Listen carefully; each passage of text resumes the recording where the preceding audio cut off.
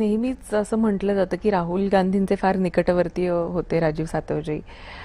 त्यांच्या निधनानंतर तुम्ही परिषदेवर गेलात, पण मग नेमकं त्यानंतर असं काय घडलं होतं की तुम्हालाही तो अनरेस्ट जाणवला किंवा ती गरज जाणवली की आता काहीतरी निर्णय घ्यायचा आहे? तर नेमकं असं त्या काळामध्ये काय घडत होतं? प्रादेशिक लेवलवरती प्रचंड तिथे म्हणजे मीच नाही, बऱ्याच लोकांच्या बऱ्याच कडून तुम्हाला हे अपडेट्स येत असतील, तर nothing is going well there. आणि तो अनरेस्टमुळे आज बरीच लोक काँग्रेस पक्ष सोडून जात आहेत आणि त्याचाच एक भाग म्हणून मीही तो पक्ष सोडला.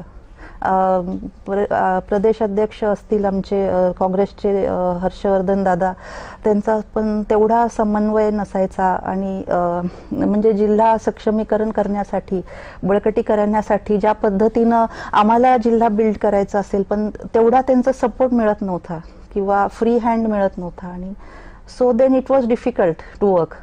आणि खरोखरी जो काम करणारा नेता आहे, ज्याच्या पाठीमागे जनमत आहे, अशा लोकांना तुम्ही सपोर्ट दिला पाहिजे, स्ट्रॉंग राहिले पाहिजे. तर तशा पद्धतीचं वर्किंग नाही आहे प्रदेश काँग्रेसमध्ये. अँड सो त्या कारणाने मी पक्ष सोडायचा निर्णय घेतला.